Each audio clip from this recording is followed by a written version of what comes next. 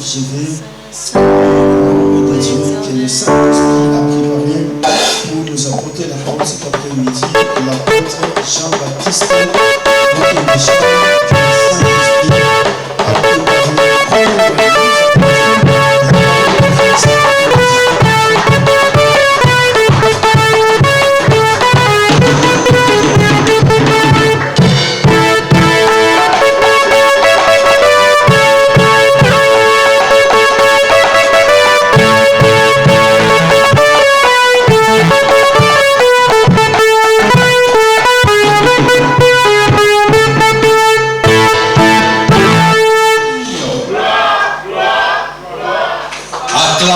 très fort pour la gloire du Seigneur. Très fort pour la gloire du Seigneur. Alléluia. Ok, avec beaucoup de joie, si vous pouvez vous lever, complimenter 3 ou 4 personnes, dites-lui, soyez les bienvenus dans la maison de l'Éternel. Complimentez 3 ou 4 personnes. Gloire au Seigneur. Que Dieu soit loué pour cette grâce qu'il nous a accordée d'être, je dirais, pour la première fois en France. Donc nous vivons en Allemagne des années, mais c'était aussi par des pressions des enfants qui disaient que nous voulons aller voir Paris, parce qu'en allemand, Paris, on dit Paris. Donc nous voulons aller voir Paris, on va aller voir Paris. Et nous voulons aussi voir Papé. Bon, et quand il arrive à Paris, il voit directement Papé. Alléluia. Alléluia. Donc c'était le souhait des enfants. Donc il faut qu'on y vienne. Donc c'est ainsi que Dieu nous a fait grâce lorsque j'ai eu les congés au boulot. Je me suis dit, donc nous sommes obligés d'arriver à Paris. Donc Dieu soit loué pour cette grâce, pour le souffle de vie, la santé, liberté de mouvement et d'expression qu'il nous a donné. Ainsi que Dieu bénisse son saint serviteur, le révérend Emmanuel, donc pour cette opportunité de m'accepter, d'être devant le peuple de Dieu, afin d'apporter cette locution que vous allez entendre.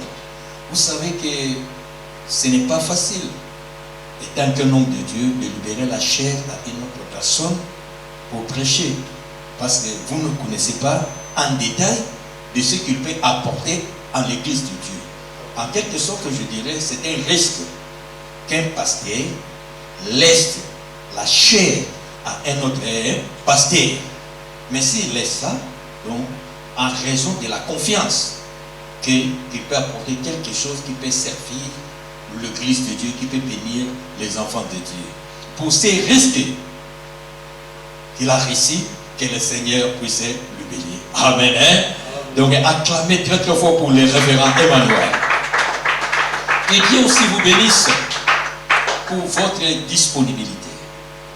Quand le président du jour, ou le modérateur, dirigeait l'équipe, avait dit, dans cette période, il y a beaucoup de personnes qui sont en vacances. Comme moi aussi, et ma famille, nous sommes en vacances. Donc, mais vous êtes là. Malgré les autres sont en vacances, vous vous êtes disponibilisés afin de venir dans la maison de l'Éternel. Vraiment que le bon Dieu pense à vous. Amen. C'est qu'il ne faut pas abandonner la maison de l'Éternel lorsque vous êtes au pays. Si vous êtes en absence au pays, là, ça pouvait bien se comprendre. Mais si vous êtes au pays, la Bible dit dans l'Hébreu, chapitre 10, verset 25, n'abandonnez pas vos assemblées. Il faut toujours être là. Parce que vous ne savez pas ce que le Seigneur prépare pour vous dans l'avenir, au travers de ce que vous allez écouter donc au jour de culte. De quoi que je pensais partager avec vous. Lorsque je priais le Seigneur, avant tout j'avais demandé à l'homme de Dieu, lorsqu'il m'avait dit si ce serait possible de se préparer en conséquence les dimanches pour que vous soyez l'orateur du jour. Je lui ai demandé quelle est votre idée. Qu'est-ce que vous voulez que je puisse apporter à l'église? Parce que c'est vous le visionnaire de l'église. C'est vous qui connaissez la santé spirituelle de l'église. Donnez-moi un peu l'idée de ce que vous pensez. Il a essayé un peu de parler. Voilà, moi je vois ceci, cela. J'ai prié aussi le bon Dieu. Au travers de ce que l'homme de Dieu m'avait dit, c'est ce que je vais vous apporter aujourd'hui. Le thème que je veux partager avec vous cet après-midi. Des bonnes actions pour ceux qui écrivent. Des bonnes actions, tôt ou tard, prière. Des bonnes actions, tôt ou tard, prière. Makambo na yo ya malamu salaka mpona Nzambe. Entendez-le.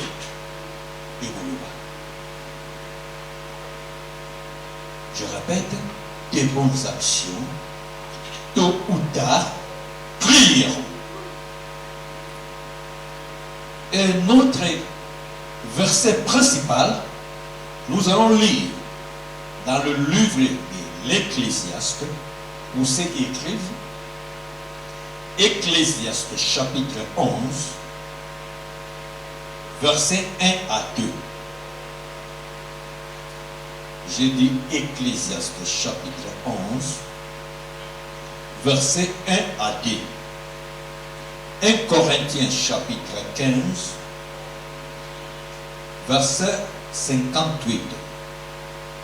Hébreux chapitre 6, verset 10. Je le répète, Ecclésiaste chapitre 11, verset 1 à 2. 1 Corinthiens chapitre 15, verset 58. Hébreux chapitre 6, verset 10. Je vous demanderai de nous lever afin de pouvoir faire la lecture de la parole de Dieu. Celui qui a le langage facile.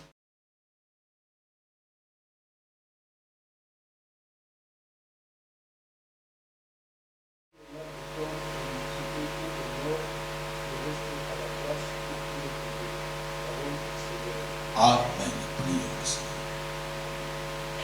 Dieu tout-puissant, comment te considérer? Alors s'élève et chante, son Dieu tout-puissant, que tu es grand. Alors s'élève et chante,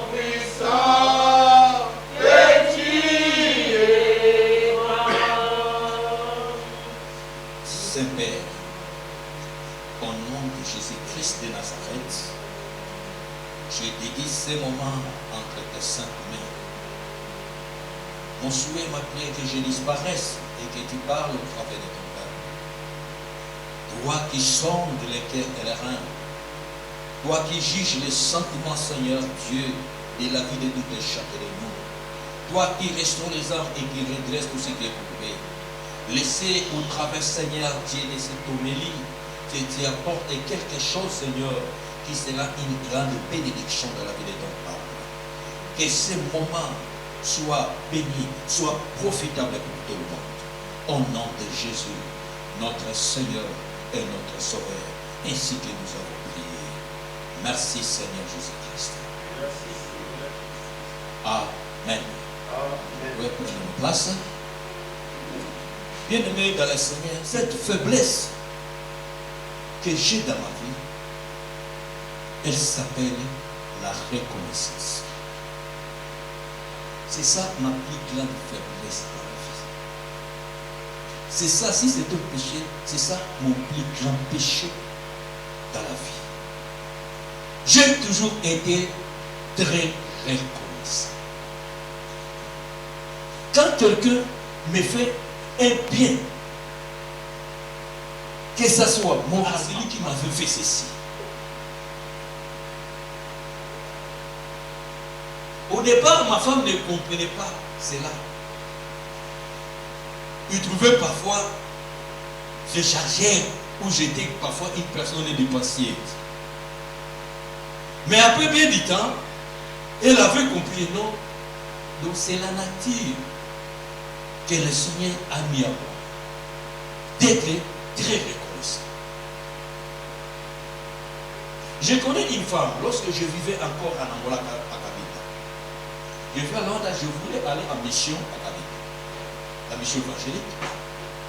J'ai un ami qu'on a vécu beaucoup d'années. Maintenant, il est arrivé que lorsque je voulais partir à Kabinda, je lui ai téléphoné. Donc, je viens à Kabinda pour 3 semaines. Après, je partirai donc, à Soui, donc province c'est là qui connaissent l'Angola. Il m'a dit, pas de problème, donc je t'attends, donc on va ouvert.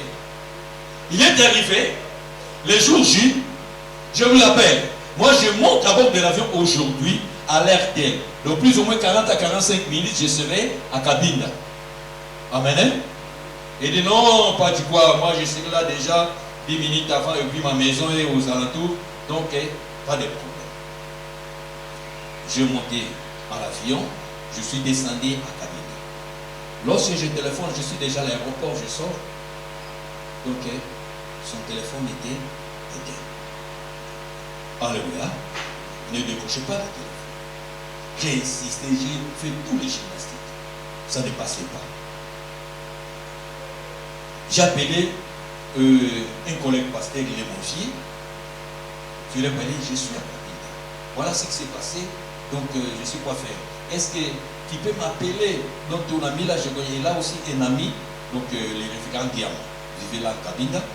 Est-ce que tu peux m'appeler? Donc, le référent Guillaume, c'est ton ami. Donc, il lui dit, je suis à l'aéroport, voilà ce qui m'est arrivé.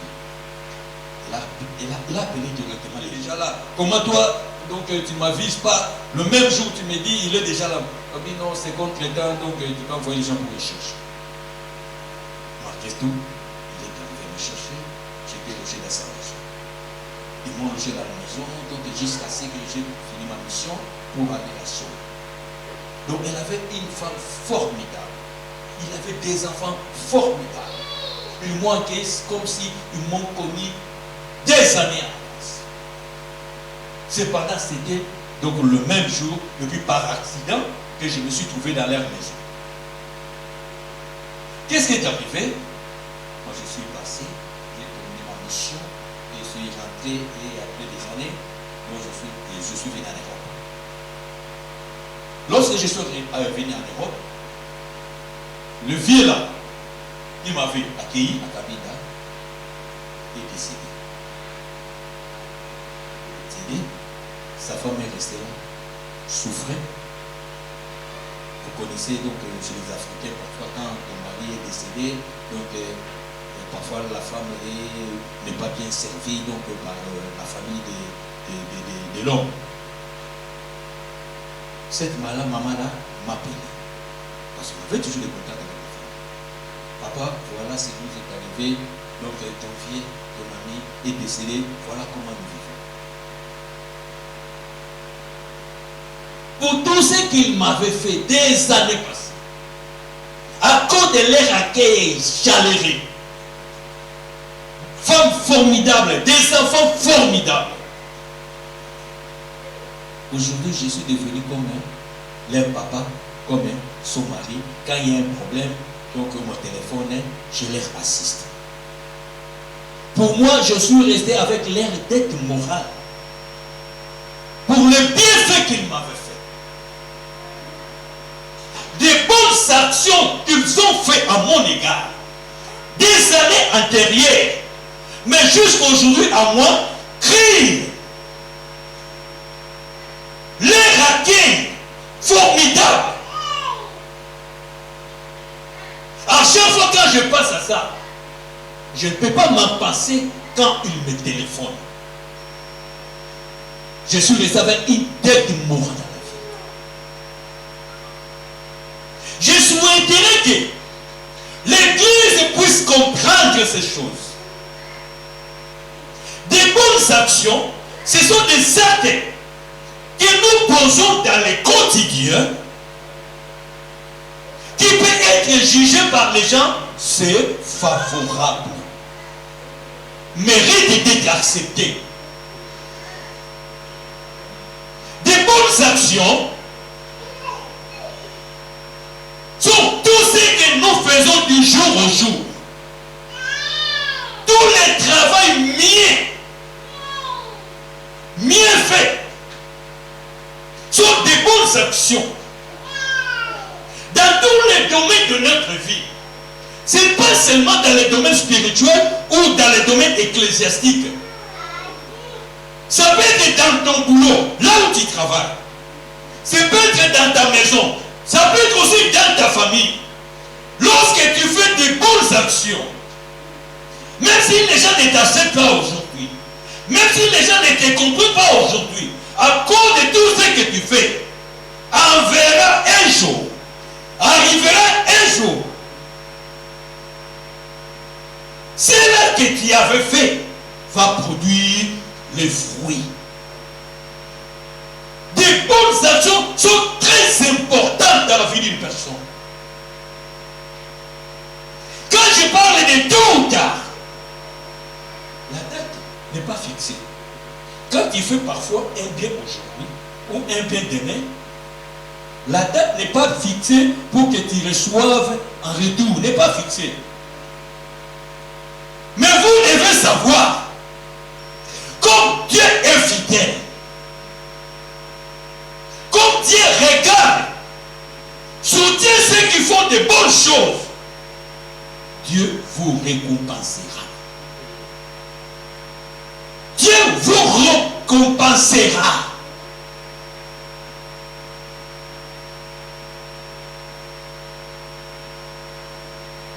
Crieront. En littérature, lorsqu'on parle de crier, cela veut dire un artiste, quand il fait quelque chose aujourd'hui, il peut être en vie ou il peut mourir. La littérature dit ces œuvres qu'il avait faites, on va toujours parler de lui. C'est-à-dire, tout ce que vous faites aujourd'hui, vous devez savoir, Dieu en tient compte. Dans tous les domaines de votre vie. C'est pourquoi il ne faut pas se méconduire dans la vie. Il faut toujours apprendre à faire des bonnes choses dans la mesure du possible. Parce que vous ne savez pas là où vous pouvez recueillir le fruit de ce que vous avez fait hier. Et c'est quelqu'un m'a compris. Et c'est pourquoi sur le canard. Des bonnes actions. Des bonnes actions que vous faites pour Dieu. Vous devez savoir, tôt ou tard, parlerons de toi. Tôt ou tard, vous allez récolter ces fruits. C'est pourquoi il faut chercher tout ce que vous faites à le faire bien. 1 Corinthiens 15, 58 dit, travaillez de mieux à mieux dans l'œuvre du Seigneur. Travaillez de mieux à mieux dans l'œuvre du Seigneur. Vous devez bien travailler. Tout ce que vous faites pour Dieu, faites-le mieux. Parce que le consommateur de la foi, le maître du temps et des circonstances, le maître de l'hiver, regarde tout. Ton œil parcourt toute la terre pour regarder tout ce que nous faisons.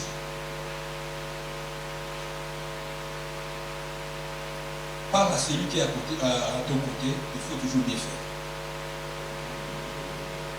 Dis-lui, il faut toujours bien faire. Dis-lui, tout ce que vous faites, faites-le mieux. Alléluia. Tout ce que vous allez faire dans la vie, dans tous les aspects de la vie, c'est tout lorsqu'il s'agit, vous participez avec une personne tierce. Cherchez à faire mieux ce que vous faites. Parce que vous ne savez pas, vous ne connaissez pas ce que tu fais. L'autre là qui a vu, qu'est-ce qu'il dira là-bas, où il ira?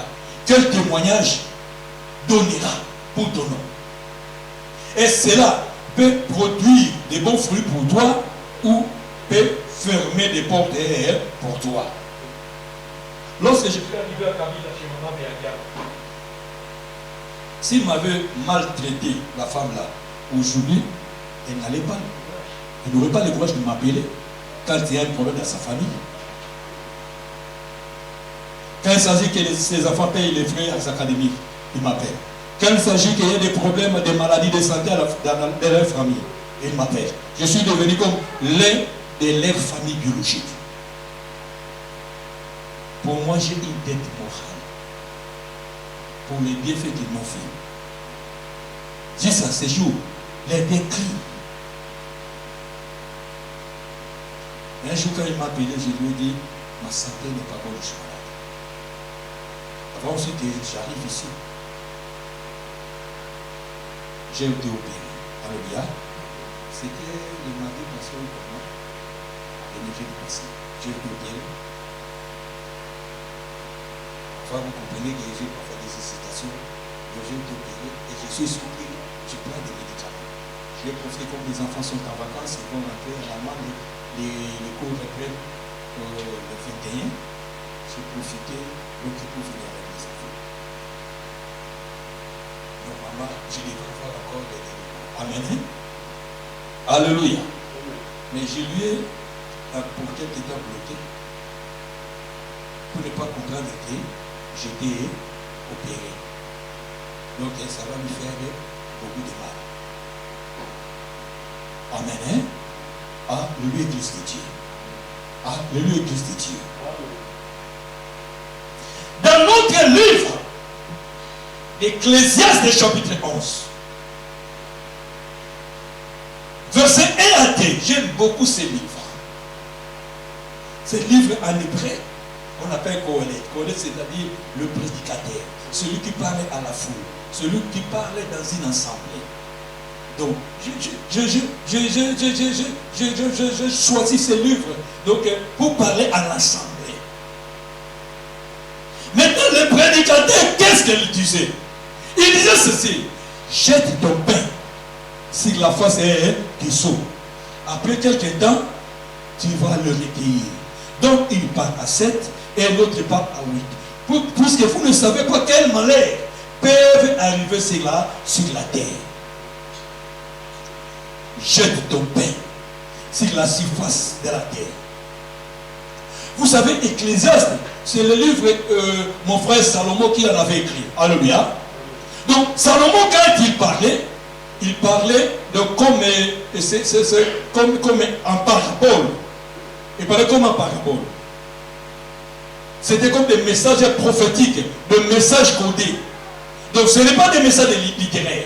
Quand vous lisez la Bible, il y a d'autres passages, sont des passages codés, sont des passages prophétiques. Donc, ça demande qu'on puisse décoder. Donc, c'est là. C'est pourquoi Jésus-Christ, lorsqu'il parlait de Salomon, il disait ceci.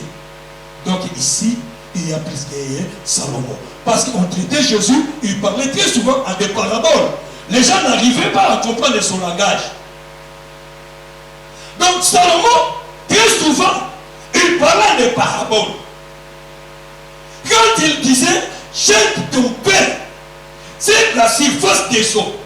Après quelques temps, tu vas les retrouver. Donc, il part à 7, donc il part à 8. Puisque vous ne savez pas quel malheur peut arriver sur la terre. Mais le pain là, qu'il disait, c'est quoi? Oh, naturellement, qu'est-ce que ça fait? Ça grossit, n'est-ce pas? Ça grossit, n'est-ce pas? Alléluia. Alléluia. Maintenant, le prédicateur disait, jette ton pain sur la face des eaux. Après quelques temps, tu vas les retrouver. Quel est ce pain qu'il parlait? Il faut jeter dans l'eau. Et le pain que tu as jeté dans l'eau, tu vas le récupérer. Et elle dit encore ce pain, il faut diviser en deux groupes. Groupe de 7 et groupe de 8.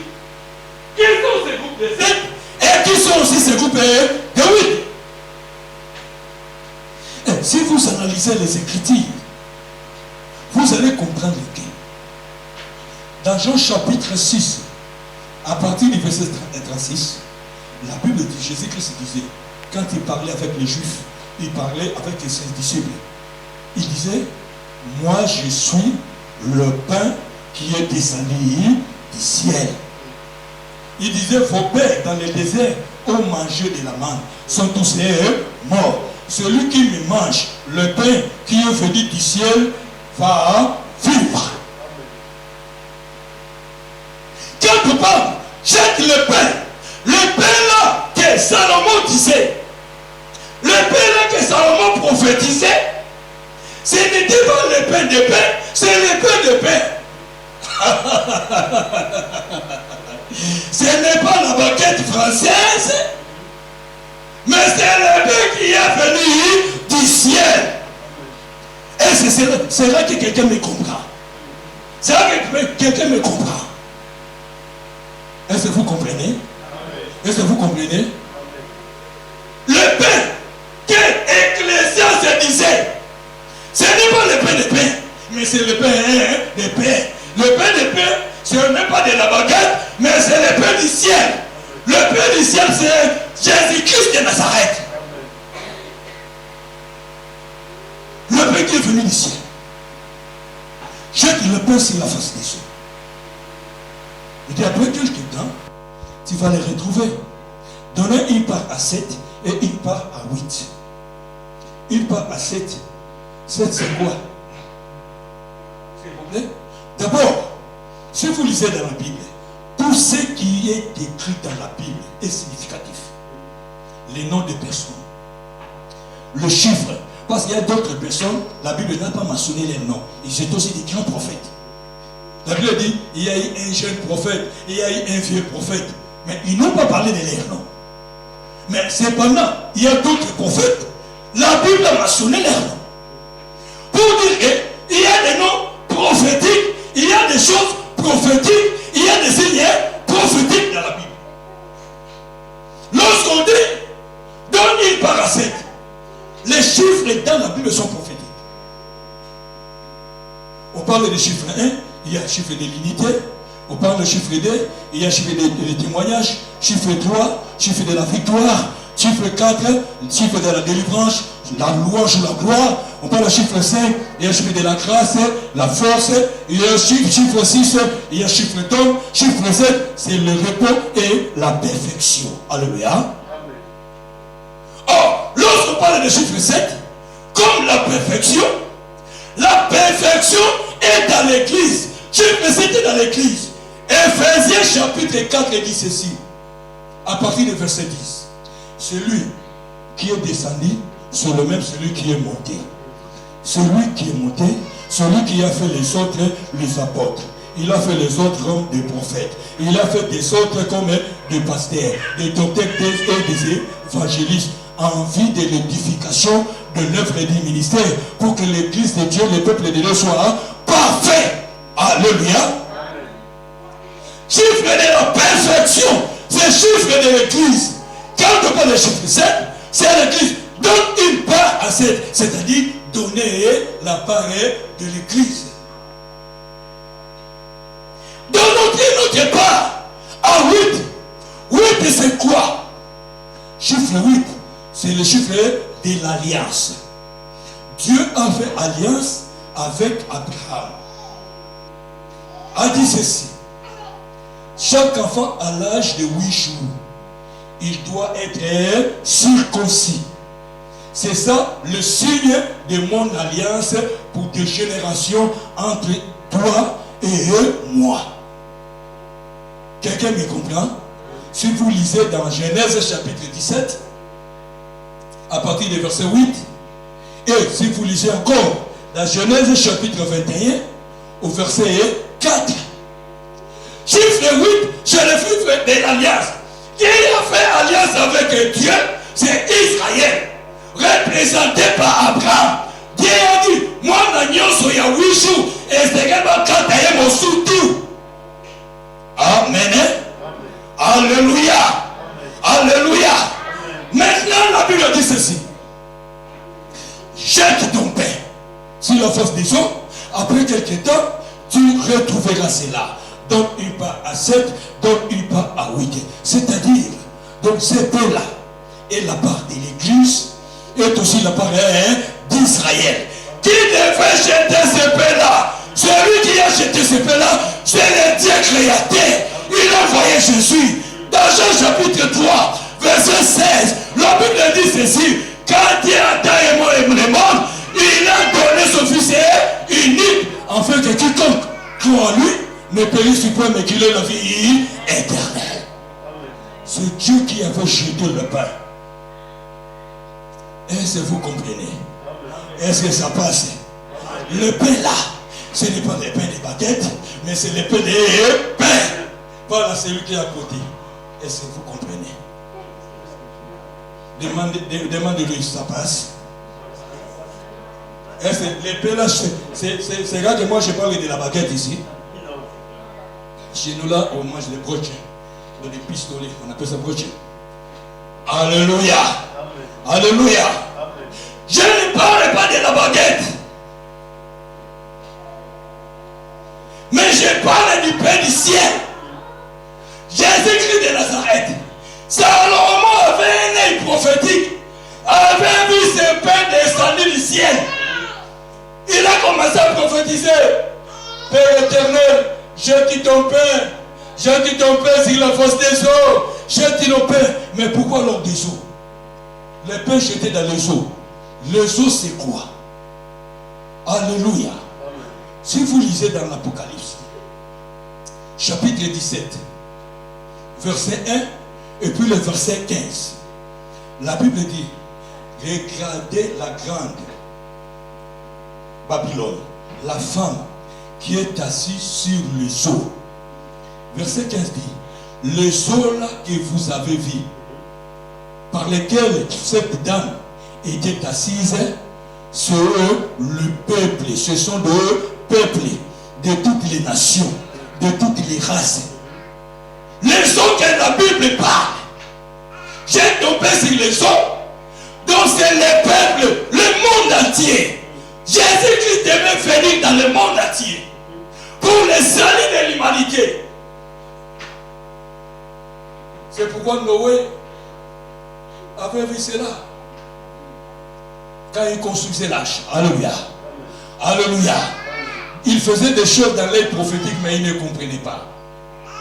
Qu'il a construit l'arche, il a fait entrer des personnes. Combien de personnes étaient entrées dans l'arche? 8 personnes. Alléluia. C'était sa femme, lui, sa femme, ses 3 enfants et les femmes de ses enfants. C'était 8 personnes qui étaient. Cela représentait Israël, le peuple. Et c'était aussi beaucoup d'animaux. Donc qui étaient dans l'arche? L'arche représente l'église. Dans l'église de Dieu, il y a un petit nombre de peuples Israël. Parce qu'aujourd'hui, il y a eu un peu de gens, un peu de membres de l'Israël qui croient en Jésus-Christ comme Seigneur et Sauveur. Beaucoup de gens ne croient pas. Beaucoup parmi le peuple d'Israël attendent toujours le Messie. Mais à la fin du temps, ils comprennent. La Bible dit, ils seront comme s'ils dormaient. Et Jésus-Christ, le Messie était déjà venu. Nous ne comprenons pas. Ils sont aujourd'hui comme des aveugles. Ils ne comprennent absolument rien. Donc, quand Noé construisait, il faisait action prophétique dans l'église de Dieu. Donc, il montrait l'église et Israël. 8 personnes, l'église, beaucoup d'animaux. C'était le signe prophétique. Qui ne comprenait pas? Les eaux là, c'est le peuple du monde entier. Jésus est venu dans le monde entier. Père, il a fallu qu'il envoie son fils. Voilà pourquoi la Bible dit, dans le livre de Romains chapitre 5, verset 8, en ceci, Dieu prouve son amour envers nous. Lorsque nous étions encore des pécheurs, Christ est mort pour nous. Jésus-Christ a pris notre place sur la croix. Jésus est mort sur la croix, afin qu'aujourd'hui nous soyons sauvés. Une personne, un pain, jette ton pain. C'était un seul pain, ce n'était pas le pain, jette-le. On n'a pas dit le pain au pluriel, on a dit jette ton pain. Jésus-Christ, une personne, est venu sur la terre. Les hommes, c'est le monde, la terre, le peuple. Jésus est venu. On a dit, après quelques temps, tu le récupéreras. Voilà pourquoi nous sommes ici. Dieu nous a récupérés. Alléluia. Dieu nous a récupérés. Dieu nous a récupérés. Parce qu'il a fait seulement une personne. Elle est morte à notre place sur la croix. Aujourd'hui, nous sommes les enfants de Dieu. Une action de Dieu a requis beaucoup de fruits. Vous et moi, aujourd'hui, nous sommes appelés enfants de Dieu. Mais à cause du sacrifice de Jésus-Christ sur la croix. Bien-aimés, des bonnes actions, tôt ou tard, crieront. Dieu avait lâché Jésus. Jésus sur la croix pleurait. Mon Dieu, pourquoi m'a-t-il abandonné? Il était seul. Mais aujourd'hui, il a des frères et sœurs. Il a fallu qu'il s'incarne dans la chair, qu'il prenne notre place sur la croix pour qu'aujourd'hui nous soyons sauvés. Mais vous et moi, à notre tour, qu'est-ce que nous pouvons aussi faire pour Dieu? Dans la maison de Dieu, Missa les a ébélés. Il y a beaucoup d'activités. J'adore le langage de Pierre. À l'église primitive, quand les gens commençaient à bagarrer à cause du pain, à cause des repas. Dans le livre des Actes des Apôtres, chapitre 6, apôtre Pierre a dit, mais non, nous ne pouvons pas abandonner de prier et de prêcher pour commencer à servir à la table. Choisissez parmi vous ceux de personnes remplies du Saint-Esprit et de sagesse, afin qu'ils fassent cela. Mais nous allons nous consacrer dans la prière et dans la parole. Dans la maison de Dieu, il y a beaucoup d'activités. Il ne faut pas se croire comme une personne étrangère dans l'église de Dieu. Non! Tu ne viens pas aussi accompagner quelqu'un dans l'église. Non! Tu n'es pas aussi un visiteur dans l'église de Dieu. Non! Tu n'es pas aussi un spectateur dans l'église. Non! Tout le monde doit mettre la main dans la charrie. Tout le monde doit servir Dieu. Ce que vous faites pour Dieu aujourd'hui, c'est servir Dieu. Participer à l'édifice de Dieu. Qu'est-ce que je peux faire dans l'église? Je connais l'histoire d'un frère. À l'époque, il y a beaucoup de gens pour venir parfois en Europe. Ils passaient par Angola. Ils partaient en Angola, parce qu'en Angola, il y avait un peu de désordre. Il y avait de la guerre. Donc, à cause de la guerre, beaucoup de gens profitaient aussi, passer par l'Angola. Alléluia. Alléluia. Ces frères-là voulaient aussi venir en Europe, mais passer par Angola. Il avait son argent et dans sa famille, ils ont vendu leurs parcelles. Chaque enfant a reçu son argent, lui aussi, est passé par Angola pour venir et tenter sa chance aussi en Europe. Lorsqu'il est arrivé en Angola, il a donné, naturellement, on appelle ces gens des gangs. Donc c'est là qui aide les gens, chercher les passeports, chercher les visas, et chercher les subsistances, comment arriver. Il a donné aussi des gens, de l'argent pour l'aider, on lui a bouffé. Il est resté réduit. Il ne peut rien faire. Comme il était frère à l'église de Dieu, il commençait à fréquenter une église. Il partait là, il faisait aussi le protocole, intercession, il priait. Espoir était s'envoler. Son espoir était s'envoler. C'était ça son capital. On a vendu la parcelle, on lui a donné sa part. Donc il n'avait où aller. La possibilité de rentrer aussi au Congo, il n'en avait pas. Pour progresser, il n'en avait pas. Donc il était bloqué. Mais qu'est-ce qui est arrivé? Lui, il ne faisait que servir Dieu dans l'intercession et le protocole dans l'église. Il est arrivé un bon jour. Dans cette église-là, on a ici un prophète. Le prophète commençait à prêcher dans l'église. S'il vous plaît, vous m'avez dit jusqu'à quelle heure jusqu'à quelle heure?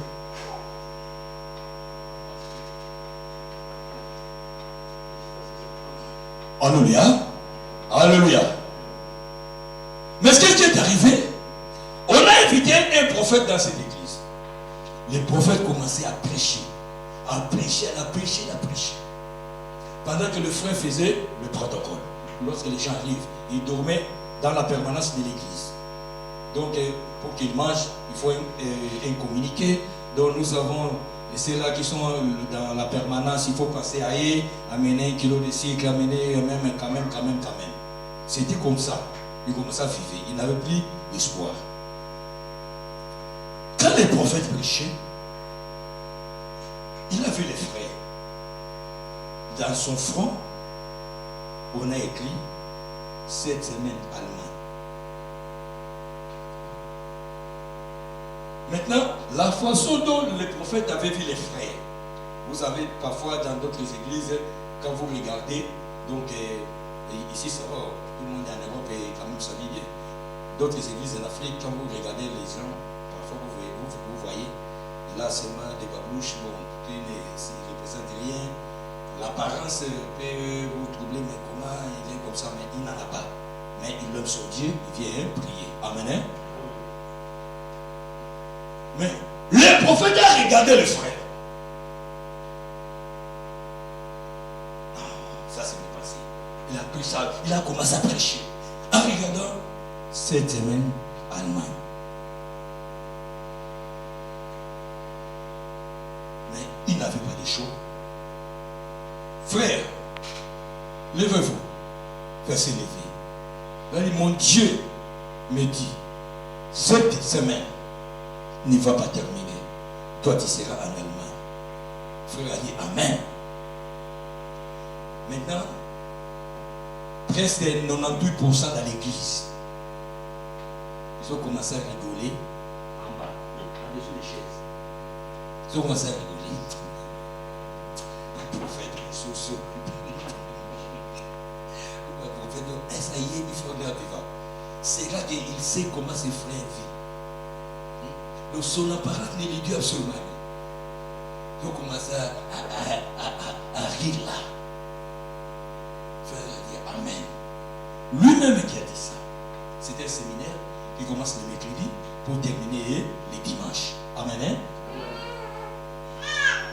Maintenant, le jeudi, premier jour du séminaire, il y a eu une foule. Deuxième jour, donc l'église était pleine, mais presque 70% des personnes sont parties. Pasteur, vous n'avez pas de révélation. Vous connaissez la vie de ses frères. Mais cet aventuré prophète, comment va dire des choses pareilles? Comment va dire des choses pareilles? Le jeudi, quand il a prêché, après le culte, le pasteur a dit, vous voyez ce que vous avez fait. Regardez l'église vite. Avant de parler d'autres prophéties, il faut la sagesse. Il a fallu me demander. Il dit, moi j'ai prêché, j'ai vu dans son front, on a créé Allemagne. Cette semaine, Allemagne. Bon, moi je vais vous demander comment en pleine prédication. Non, voilà maintenant tous les gens qui sont partis. Je ne sais pas, vendredi, ça sera comment, et le samedi, le dimanche. Non, on arrête les séminaires. On va arrêter comment. Vous êtes on dit en portugais, soba de l'église. Soba, c'est comme un chef coutumier, le chef, les dirigeants. Ce que vous allez décider, c'est ce que ça va se faire. Mais moi, j'ai dit ce que moi j'avais dit dans son fond. Moi, je n'ai rien fait. Le pasteur a commencé à murmurer, s'est fâché. Le vendredi, d'autres personnes ont rentré. Mais les autres ne viennent pas. Les autres viennent par curiosité. On compte les. C'était le mercredi, c'était le jeudi, aujourd'hui les vendredis. On voit les vendredis le frère là au protocole. Il fait toujours son boulot. Avant le culte, quelques minutes de prière dans l'intercession. Le frère aussi était là dans l'intercession. Ils attendaient, ils venaient pour aller donner la nouvelle. Qu'est-ce qui s'était passé, vendredi le culte est passé, le samedi, je vous dis, servir Dieu récompense les gens. Quand vous servez les dieux vivants, quand vous vous donniez au Seigneur, tôt ou tard, Dieu va vous récompenser. Exode chapitre 23, verset 25 à 26 dit ceci. Vous servirez l'Éternel votre Dieu. Il bénira votre pain et vos eaux. Il éloignera la maladie du milieu de toi. Dans ta famille, il n'y aura ni femme qui avorte, ni femme stérile. Et j'augmenterai le nombre de tes années. Je mettrai ma frayeur devant toi et tes ennemis te tourneront le dos. C'est la parole de Dieu. Lorsque vous servez l'Éternel Dieu vivant, Dieu te donne des garde-fous. Dieu te soutient. Le vendredi est passé. Le samedi. Qu'est-ce qui s'est passé? Ces frères-là avaient son oncle qui était en Allemagne des années. Ses amis voulaient aller en Angola. Il avait pris comment on l'avait bouffé l'argent. On avait bouffé l'argent de son neveu. Il cherchait comment le faire venir. Vous comprenez, il a envoyé et tous les documents, il a fait tout pour lui. La recette qu'on appelle la ressemblance. Alléluia. Alléluia. Comme Dieu fait des choses, dernier jour de leur retour, il visitait Mabor. Il a dit non, on nous a dit il y a quelqu'un qui vit ici, qui vit ici, dont son nom c'est comme ça, il est fréquenté l'église, on l'a porté chez nous. Ils ont dit, ton oncle tel, il nous a envoyé te chercher. Mais on a beau chercher, on nous a dit, vous êtes dans l'église, tel. Aujourd'hui, on est venu pour toi, donc prépare-toi, on va partir. On va partir où? Mais on va partir, prépare-toi, on va partir en Europe. Amen. Alléluia. Au moment que je ne veux pas, ces frères-là est en Allemagne. Le samedi, la nuit du samedi pour dimanche, ils ont voyagé. Tout le monde ne savait rien. Ils attendaient l'accomplissement de la prophétie. Cette semaine, tu seras où? Cette semaine au Faux CD, tu seras en Allemagne. Cette semaine en Allemagne. Le dimanche, les frères étaient déjà arrivés. Ils sont en Europe. Ils sont arrivés. Après, il appelle et son pasteur. Oui, papa, donc l'homme de Dieu là, oui, c'est vraiment un homme de Dieu. Le prophète là qui est passé chez nous, c'est l'homme de Dieu. Je suis. Mais comment ça? Il lui a raconté l'histoire. Moi, je suis ici. Je suis déjà en Allemagne. Pasteur est venu maintenant, les jours de guide a fait conction. Quand le prophète prêchait, beaucoup de sensations, beaucoup de souris. Vous avez un Dieu vivant. Ton Dieu vivant. Maintenant, les pasteurs ne comprenaient pas qu'est-ce qui s'était passé. Pourquoi les prophètes ne comprenaient pas? Pourquoi ils n'avaient plus une bonne relation. C'était des sons de cloches, le pasteur était triste. Une prophétie pour lui, c'était une fausse prophétie. Maintenant, jusqu'à samedi, il voyait les frères l'étude de vendredi. Le samedi, donc c'était le soir, donc veiller les prières, des minutes de prière pour préparer l'étude de dimanche. Jusqu'à vendredi, pasteur est parti, il a laissé les frères dans la permanence. Alléluia. Il a laissé les frères dans la permanence. Le frère qui est resté dans la permanence, le samedi, tout était basculé, il était en Allemagne. Quand il est arrivé à prier, pasteur, vous avez un Dieu vivant. Vous avez un Dieu vivant. Maintenant, pasteur fait beaucoup de courage. Mais où est le frère tel qui fait le protocole?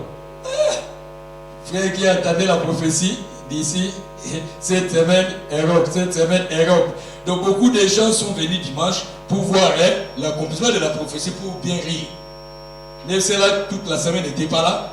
Le dimanche, ils étaient revenus. Quand pasteur a raconté l'homme de Dieu a eu encore du courage, commence à parler. Après il dit, il faut il faut apprendre à servir Dieu. Si vous servez le Seigneur, ce que vous faites pour Dieu, ça peut être dans le protocole, ça peut être dans l'intercession, ça peut être dans l'évangélisation, ça peut être dans la prière, ça peut être dans la modération, ça peut être tu peux être un gardien d'âme. Ça peut produire beaucoup de fruits dans la vie. Tu ne sais pas comment Dieu peut te bénir dans la vie. Servir Dieu n'a pas de perte. C'est là qui servent Dieu. Non pas de perte. Lorsque le pasteur prêchait, le prophète prêchait, a eu le courage, a commencé à dire tout ce qui s'était passé pendant la semaine. Après le pasteur, quand il y a eu le micro, témoigner les bienfaits de l'Éternel, l'accomplissement de la prophétie. Il a insisté sur servir Dieu. Vous avez aussi des talents. Vous avez des capacités. Vous avez de la force.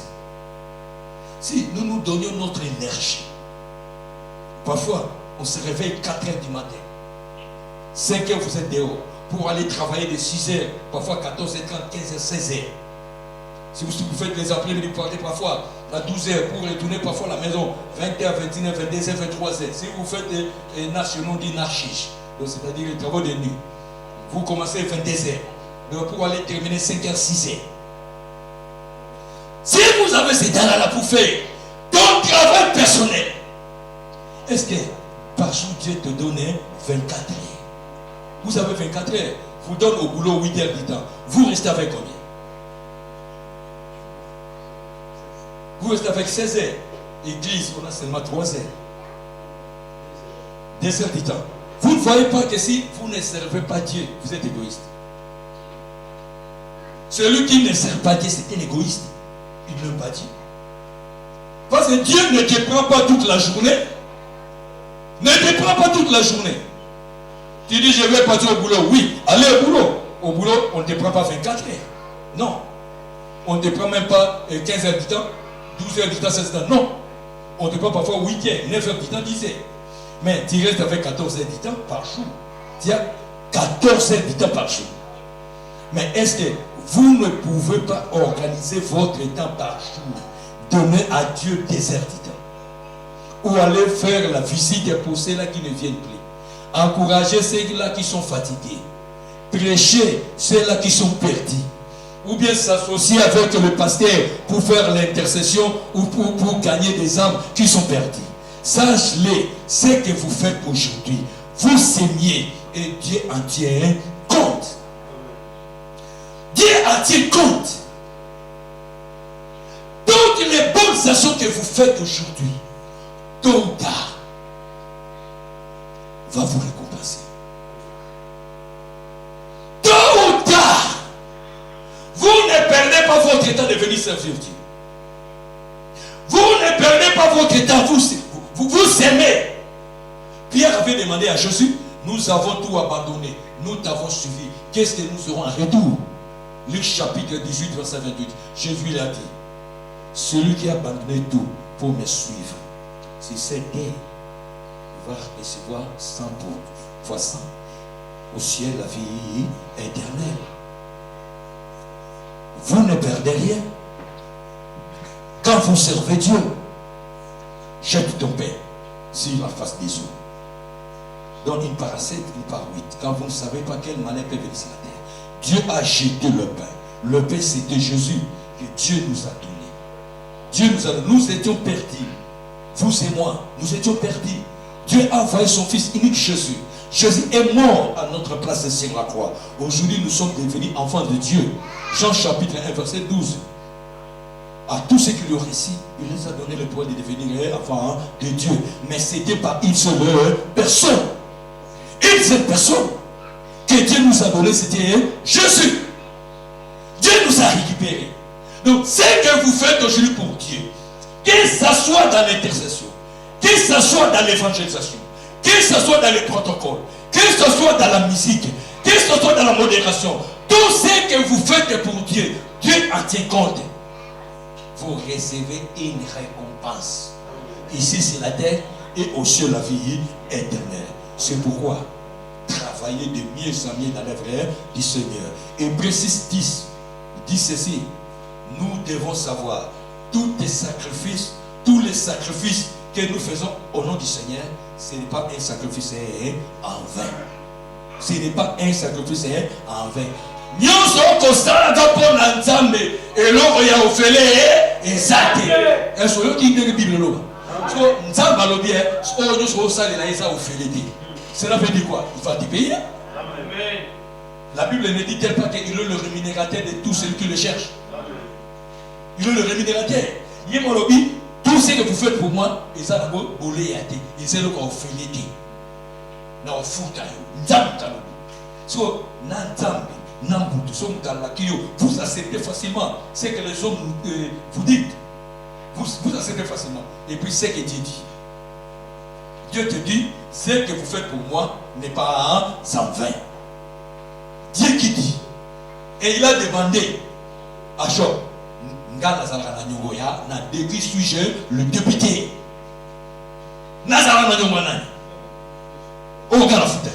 C'est Dieu qui le parle.